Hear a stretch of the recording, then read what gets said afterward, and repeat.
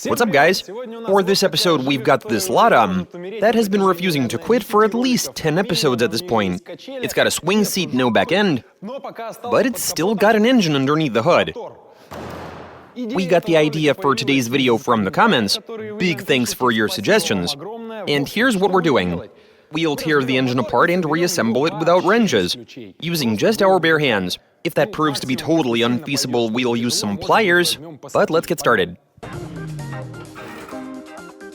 Originally uploaded in 2021. This was when Vlad got sick.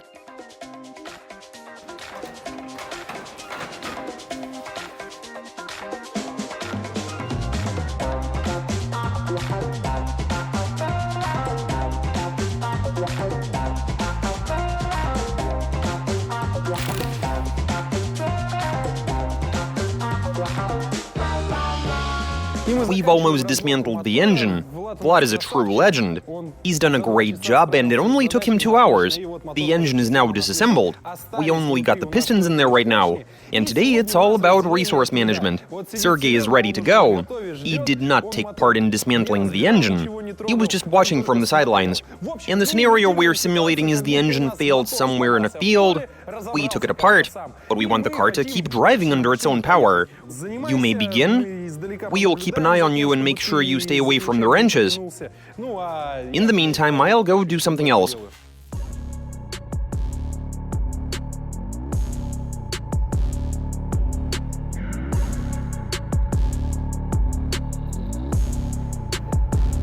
Just a few minutes in, and we have an issue. Tell us what's up, Sergey. So look, I'm trying to tighten this nut, but that's as far as it'll go. We suspected this might happen, and so we've prepared something for Sergey. This is a toolkit, and if some of the nuts fight back, I think this might help you out. Not sure by how much, though. Here we have an adjustable wrench. It's very versatile. Does it even work? Yes, it does. You have a screwdriver, although just a flathead. If you need to tighten some clamps, here you go.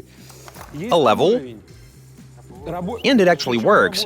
You can use it to, I don't know, adjust the piston ring clearances. And crucially, if some bolts don't fit, go for the spare ones. But the important thing is that you have pliers. I don't know how much torque you can apply to a nut with them, but they might prove to be useful. And in case you're unable to unscrew something, you've got this hacksaw. Here you go, feel free to use it. And if something doesn't, certainly you can make it all work with these tools. Alright, have at it.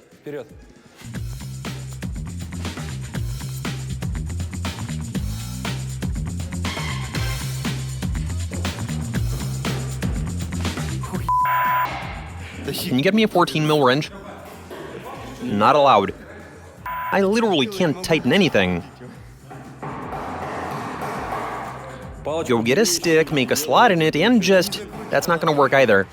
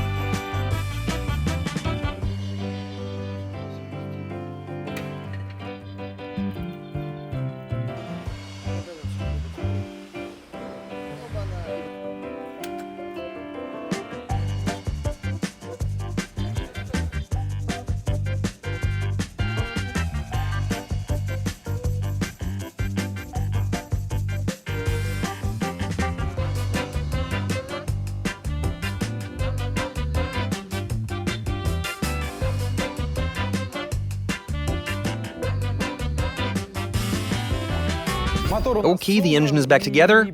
At a quick glance, all of the bolts seem to be torqued down. And though in some spots they seem to be tightened using a wrench, I'm actually able to undo them using my hands. Yeah, the ones holding the front cover are not tightened at all. And there is one serious problem here. Even though Sergey was using sealant, but that sealant is not going to form a proper gasket if the parts aren't pushed together firmly. More than likely, we'll have an oil leak, and so we're going to be pouring in just the bare minimum. What's really cool is that all of the mounts are wobbling around. Some of the bolts haven't been tightened all the way. That being said, the spark plugs are in tight. I can barely even undo them with my hands. But let's go ahead and fit the engine to this Lada and see whether it starts, or if this ends at the assembly stage.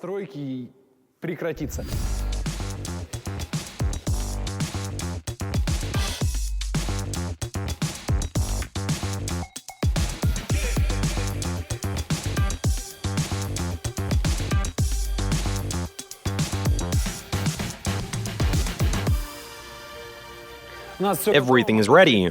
The engine is inside the bay. Now we pour in some water and try starting it. We've poured in 1.5 liters of oil. Right, clamps have not been tightened. I can't seem to fill the system. We have water in the heater hose. Right, so we have leaks at the clamps. And we got a big old leak at the water pump. There's a lot of water coming out. And before the water evacuates entirely, let's try starting it. Sounds alright. Like a functioning engine.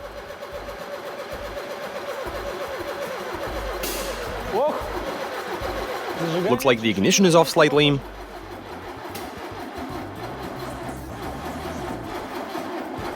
Did you connect the leads right from cylinder 1? It is trying.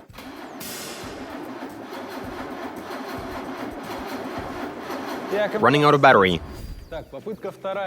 And another attempt to start this half-baked engine. Excellent.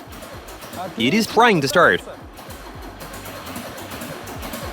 Immediately I see smoke coming from around the intake manifold. Or is that the exhaust manifold? The ignition, okay. Now we got the ignition right.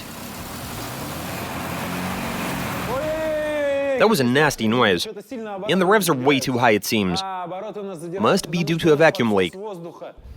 We have massive vacuum and exhaust leaks, meaning the engine doesn't run unless you press the gas. But we'll try adjusting the throttle to ensure the engine starts reliably.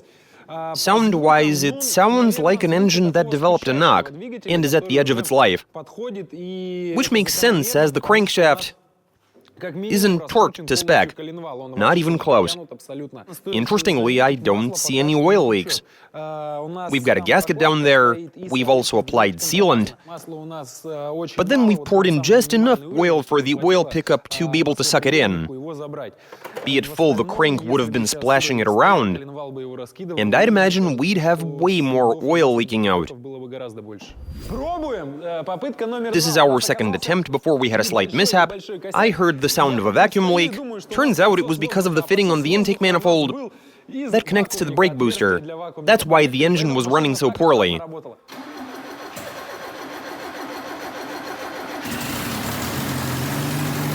It's running okay, but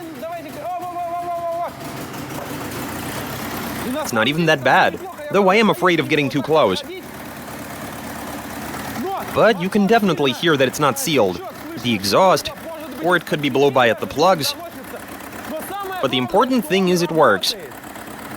And this is nothing short of a miracle. I mean, none of the bolts were tightened. I think I might have broken the engine. I just touched the valve cover and it stalled. But the amazing thing is you don't hear any unhealthy knocks, though you'd think that there would be some that are very apparent.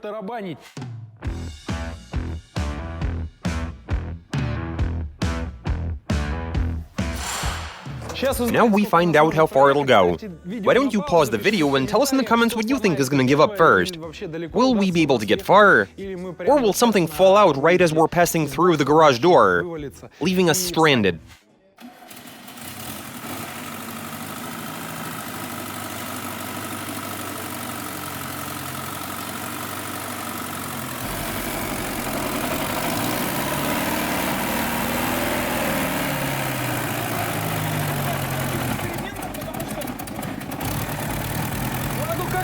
How do you set off uphill with a swing seat?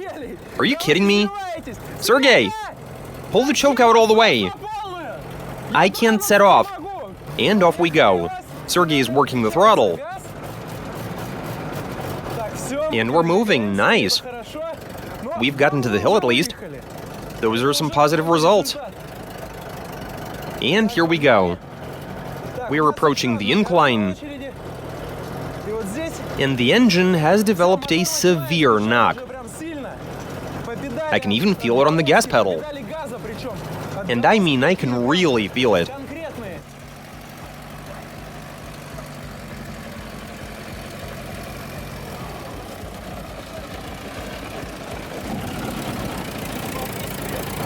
Quite confident. Perhaps try revving the engine higher. And it's misfiring.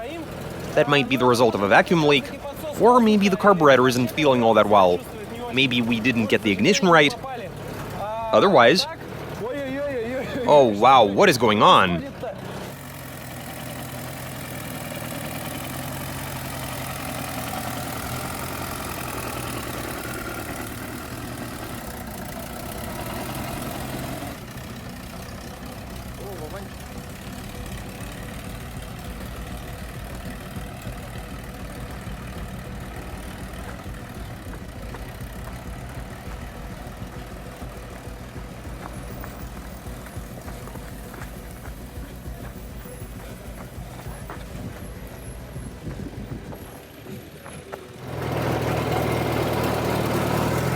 The camshaft is obviously under the most stress. I mean, you can imagine how many impacts the bolts holding it in are subject to per minute, even per second.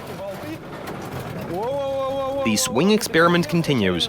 You didn't do a good job with the clutch, Sergey. It's slipping. Should have set somebody who's heavier on top of it. The slightest bit of throttle in second, and it slips, the car doesn't move. But we'll carry on, the car still drives.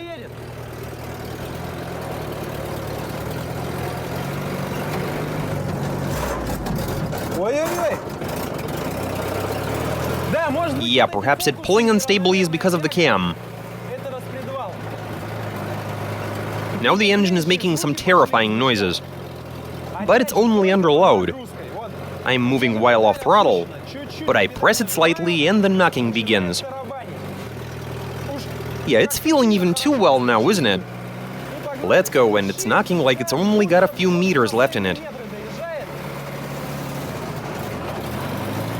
Unfortunately, I can't press the gas too hard, and we're overheating. Nonetheless, we've been driving around for no less than 10 minutes. Though now we are low on water and we're overheating.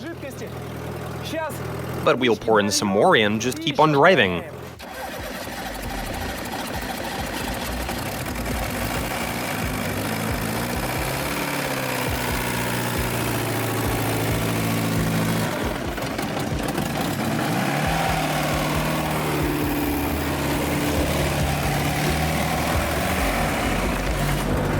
Would have been boring without the swing.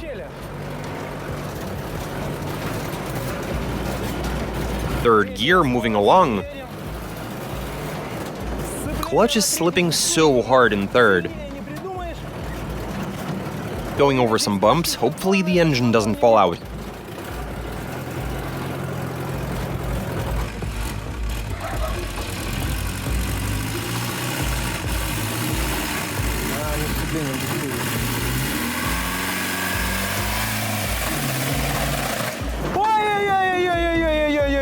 I think our work here is done. I wanted to get up the hill faster, and then there was this big hit, The gear stick even hit my knee. Car refuses to keep going. I think I might have seen some black smoke coming out from inside the engine bay. And whoever thought we'd snap a rod thought right. There is now a hole in the block that's this big.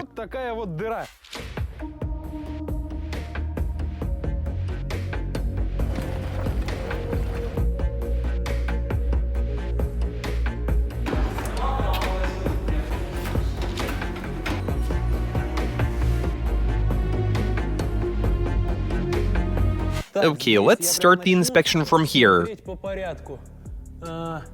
Crank pulley is moving around. Also, what's interesting is that it wasn't properly tightened, but it is cracked. I can see a crack on the pulley. Cylinder 1, there is a ton of play. The bolts are almost completely loose. Let me get those out, and we'll see what's up with the bearings. Sadly, we won't be able to assess the bearing because it has left us. But amazingly, the crank journal looks okay, and the upper bearing is looking good. This part of the engine has survived. No damage to report. I'd imagine it was in the same exact condition before. That would seem to be the case anyway. Precise measurement might reveal that it was crushed, because it was getting hit. Let me put that away. And if we look at cylinder 2, yeah, there's the issue. And this was to be expected. Not surprising in the slightest. The cap on number 2 came undone, and the rod just started to move around chaotically. From there, the crankshaft gave the rod a good hit, resulting in that hole in the block that I mentioned before. There it is, that big, gaping hole. The impact from the crank sent the rod flying even further, and it lodged into the other side, almost punching another hole in the block. I reckon we were about 500 RPM away from this being an exit wound. The rod got chewed up, and the crank seized in that position. Moving along, the rest of the rods are also wobbling. One nut has almost fallen off on number 4, though the other one is still kind of firmly on there. As for the crankshaft caps, as a matter of fact, they're untied. No play in them at all. Amazingly, the crankshaft did not fall out. And that's about it. Everything that was wobbling, those parts seemed to be on tight. They were sort of attached to the engine. The engine was able to run. As for how long it's able to last, well, the first thing to give up in this case was the crank. And so everybody who guessed that the rods would come undone, you guys were right. That turned out to be the weak point. And so those are the results. I think we can call it there with this experiment. Also, I think it was a 107% success. And that's it for this video. Please do leave some comments, because a lot of the ideas for experiments in our videos come from your comments. Anyway, that's it. Thanks for watching, and bye.